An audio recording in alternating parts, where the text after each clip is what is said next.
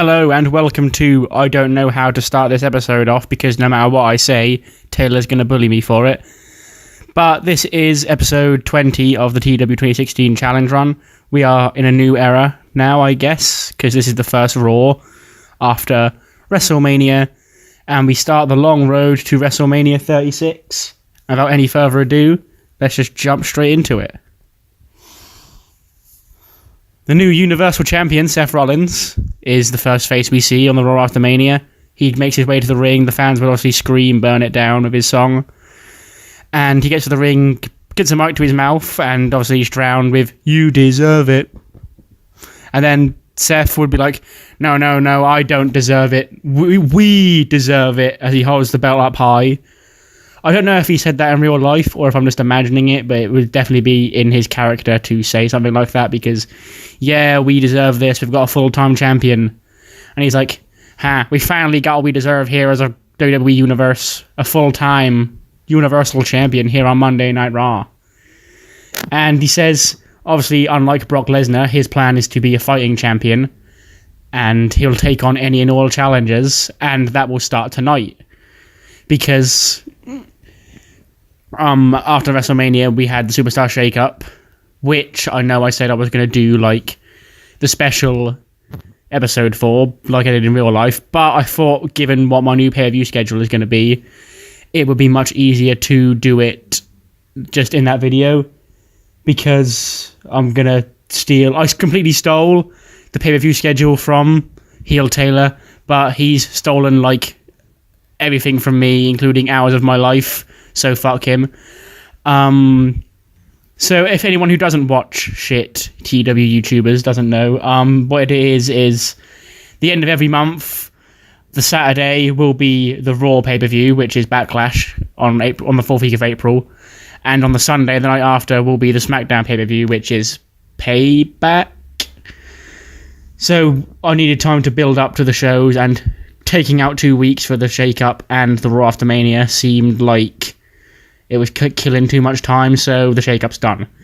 But because the shake-up is now done, Seth has now seen his new competition here on Raw, and there's one gentleman he saw who was shaken up to Monday Night Raw that he really, really wants to face. And if you remember a couple of weeks back, Finn Balor did a IC title open challenge, and it was answered by one Mr. Jonathan Gargano.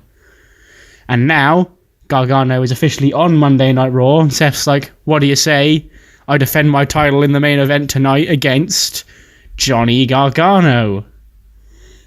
And the crowd goes crazy, and I'm sure Johnny Gargano will accept that match. First match, we have the new Raw Tag Team Champions, Scott Dawson and Dash Wilder, getting a win over Heavy Machinery, where I specifically stated that Tucker should take the pinfall here, but the game has chosen to pin Otis, which is something that will not be happening. There we go, Tucker. With the Shatter Machine, it's a nice easy win for them, cementing them as the top guys in the Raw Tag division. We then cut to Stephanie McMahon, who's in her office, and then she's like startled by the sound of the door slamming open, and we hear the inaudible ranting of two Australian girls. And of course, this isn't Toni Storm and Rhea Ripley, it is Billie Kay and Peyton Royce. Because they're not happy because Sasha and Bayley won against Trish Stratus and Lita last night when neither of them were the champions, the Iconics were the champions. Stephanie says, well, Billie, you're not fit to compete. Peyton didn't have a partner because she was too loyal to you to replace you. So we had to have the women's tag team title on the line on the biggest show of the year. You two couldn't compete, so we had to sub in people who could. Peyton says, well, this is terrible management, mate. I was a champion. I lost my belt without even being in the match, mate, and I'm perfectly healthy. But Stephanie's like, well, you were a tag team champion, and as part of it, you can't defend a tag team title solo. And if you can't defend it solo, then you just can't be the champion anymore. And then they storm out really angrily because they're no longer the champions. Billie Kay is like, you gotta be joking me.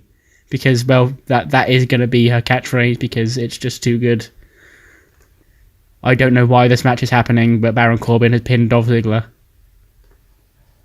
What the fuck is... Okay. Bossy, I guess. Charlie Caruso is backstage with Johnny Gargano. And she asks him, like, how does it feel to finally be on Monday Night Raw? And not only are you finally on Raw, in your first night, you've got a chance to be top of the mountain and become the Universal Champion. And Johnny says it's an honour, he's finally made it to Monday Night Raw, and he intends to put on the best show that he can for the WWE Universe here in New Jersey, or the shadow of New York City. And he's not going to take Seth Rollins lightly, because he knows Seth is one of the best wrestlers, not only in WWE, but in the entire world. He knows it's going to be a tough ask, but win, lose, or draw, the world will remember Johnny freaking wrestling. And then Tyler Breeze, and I can't remember what I named them. They do have a tag team match coming up, so the name will pop up then, but they do have a name, Aaliyah and Tanara Connie. And Breeze stops in front of Johnny Gargano, and he's like, you? He's like, I busted my ass. And he would be, because he's a heel, he'd be like, I succeeded in stopping Dean Ambrose from leaving as Intercontinental Champion at WrestleMania. Because he didn't get the pin. He didn't get pinned. He just was there. He feels like he helped in some way. And he's like, after all that hard work I put in to stop Dean Ambrose, I get ignored on the night after WrestleMania for this Ugo. And then Aaliyah and Connie would be like, ugh, Ugo. And then the three of them would walk off. Kurt Angle is backstage. He's looking down his luck. He'd have, like, the hoodie that he'd wear at WrestleMania, but he'd be sat just in, like, normal clothes with the hoodie up over his head covering his face. Sat on, like, a box backstage or something. Because he feels like he failed himself and Jason Jordan and the WWE Universe last night. When Jason Jordan comes up to him. Jordan's like, Kurt, you may have lost, but there's no need to do this. You're still Kurt freaking Angle. Because you're an Olympic gold medalist. You won that medal with a broken freaking neck. And then Kurt's like, I don't know how much longer, because I thought I could still do this at an elite level, but losing to Braun Strowman and to Babatunde proved that maybe I haven't got all that's left. But he knows for damn sure he's still got a lot left to offer, whether or not he can compete or not. So tonight, he's going to accompany his son, Jason Jordan, and he's going to accompany him for his tag team match later on tonight. And Jordan's confused. He's like, huh? Tag match? And then walks his former tag team partner, Chad Gable, now solo after Bobby Roode's departure to SmackDown Live in the shake-up. And Jordan and Gable would hug and be like, hey, what's up, man?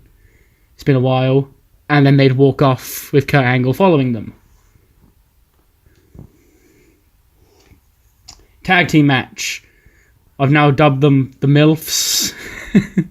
I don't know, like, in actual WWE it would stand for something else. But because of, like, the stuff of Mickie James putting on Twitter about Monday Night MILF and all that stuff, Lacey herself being one, I figured that would be the best name for them. But in actual WWE, it would stand for something else. It would be sort of tongue-in-cheek. But they get the win over Titus Worldwide. Here, Lacey pins Dana with the women's right. Not much else to it, just a quick women's tag match. Video then airs on the screen. It's like a 100-meter race of women.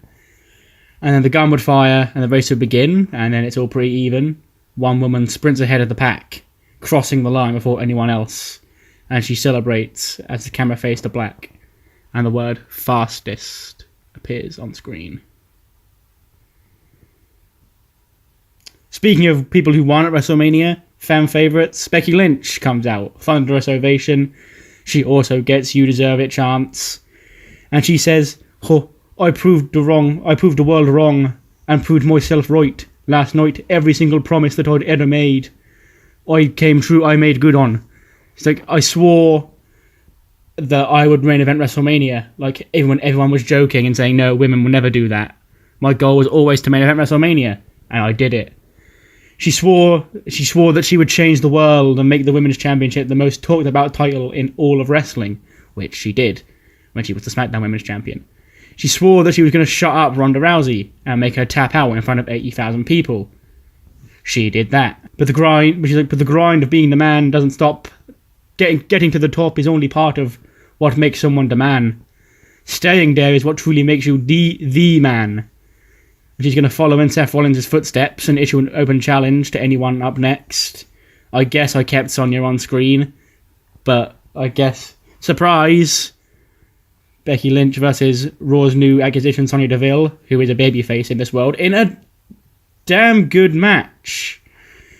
They've got pretty good chemistry. Becky got a 94. So this is looking good, because I did kind of move Sonya over. Because you may think like the women's divisions are sort of like unbalanced if all the faces that went to SmackDown, because they got Alexa and Ember, Kyrie and Io. But Raw still have Becky, they have Bayley and Sasha, and I do kind of want to try and get Sonya up there. And this is a good start. But after the match, Becky's celebrating in the ring and she's beaten up by Billie Kay and Peyton Royce. And I guess Peyton has decided, since she can't be a tag team champion while Billy's out, maybe she can be the Raw Women's Champion. We then get a hype video showing the best of Cedric Alexander, like all his top work as the Cruiserweight Champion on 205 Live in the Cruiserweight Classic. And they advertise that he'll be in action up next against another new Raw signing, Shinsuke Nakamura. We get that match, and in a 77B-, Cedric wins by disqualification in a very close back and forth match. It looks like he's going to have Shinsuke put away. And he'd go for some sort of top rope dive or something. And Shinsuke would catch him with a low blow because he's salty. And then that leads to this angle. Cedric looks to have Shinsuke Nakamura beat until Nakamura hits him with a low blow and gets himself intentionally disqualified, ending a great match. Nakamura will then shout Cedric, "Come on!" And he'd drop him with a Kinshasa as he gets to his knees. Referees and medics would then come out, checking on Cedric to make sure he's okay. Shinsuke would do the thing where he pulls himself under the bottom rope to leave the ring and would stroll up the ramp, giggling to himself and pulling that just dickhead Shinsuke Nakamura grin that only he can pull off. We then get a hype video hyping the arrival of a new tag team to Monday Night Raw from NXT. The Montez Ford, Angelo Dawkins, the Street Profits, coming soon to Raw.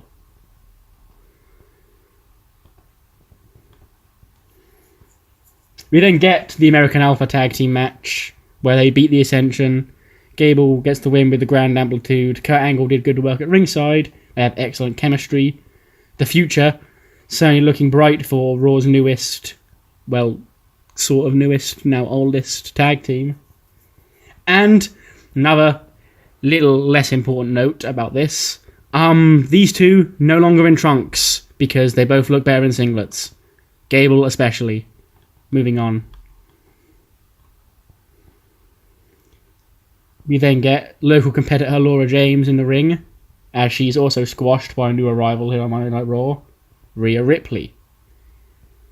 And that's about it. Just a quick squash match introducing Rhea.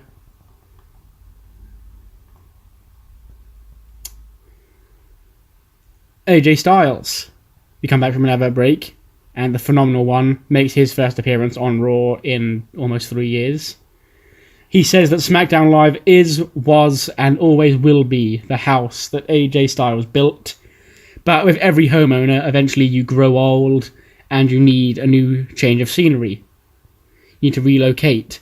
And he's like, I accomplished everything on SmackDown. I was a WWE champion for nearly a year. I held the United States title 2 times. Now it's time to come over to Raw and become Universal Champion, something he's never been. He understands Raw is not the house that he built, but he understands that there was an opening up for sale, and he shows how they're going to cash in that check and become the new house that he owns. Then the arena goes black. Shock the system. The Undisputed Era come out to confront AJ Styles. Crowd losing their fucking mind because it's WrestleMania and they're, oh my god, Adam Cole, baby! And Adam Cole will take the mic. He's like, you're wrong, AJ. SmackDown Live is your house. You should have stayed there because Raw is our house. Raw is undisputed. And then 4 of them would beat up AJ Styles. Because the thing is, if you're going to have a match between AJ Styles and Randy Orton to decide who runs the house that is SmackDown Live, it does not make sense for AJ Styles to win it and then leave while Randy Orton loses and stays. So SmackDown Live, in this universe, Orton won. He, in kayfabe, runs the house that SmackDown is. And AJ is gone, but he now has more worrying things in his future. The Undisputed Era, I didn't put them in as part of the shake-up because I wanted to debut them here without knowing they were coming, because I wanted to save some surprises for this. I do think this is the only one. I don't think there was any on SmackDown that I kept away. It was literally just the UE. But they're here now, and NXT in this game is absolutely gutted, but I don't have to book it, so it's not my problem. Ali makes his Raw debut against Jon Benjamin, gets the win with the 054 in a pretty good match. A cool down, sort of, after just seeing the Undisputed Era and AJ Styles. But after the match, Mustafa Ali's in the ring, and he's jumped by the United States champion Samoa Joe, who has had issues with Ali going back months for when Ali took him out of the Elimination Chamber. And Joe says he'd grab a mic and shout at Ali after putting him to sleep. Like, you think you can run away? We're finished when I say we're finished. Or something to that effect. I can't do Joe justice. He's just fucking awesome on the mic. And yeah, he's still not finished with... Not in a corny Braun Strowman way, in a genuine, oh fuck kind of way. Main event is a 76 B-. Gargano, I guess, isn't too popular, so I shouldn't have expected better. But I did, because it's fucking Seth Rollins versus Johnny Gargano. But Rollins gets the win. Why is he still using the pedigree? Can't all fix that. What negatives did we get in here? Chemistry, motivation, inconsistency. Okay, nothing. Oh, no storyline. Okay, just put Gargano in there. That'll be the main one that killed it. But after the match, Seth Rollins is celebrating his win. Gargano would get to his feet, and the two of them would shake hands. And Gargano would leave up the ramp as Rollins is celebrating. And then we hear, Braun! And Braun and Babatunde come out. They double team Seth, beat him up, the two big monsters beating up the new Universal Champion, ending with Braun picking him up and dropping him with a power slam, holding up the Universal title, and letting out a big roar. So similar to the 2013 WrestleMania finish with Ryback and John Cena, the big scary guy coming out, holding up the title after beating up the new champion. And that ends the Raw after WrestleMania, getting us a 85B+, which is a very good rating given that the main event only got a 76. But the new era of Monday Night Raw, you could say the Undisputed Era of Monday Night Raw, is underway. What will be waiting for SmackDown Live, we'll have to wait and see then. Thank you for tuning in.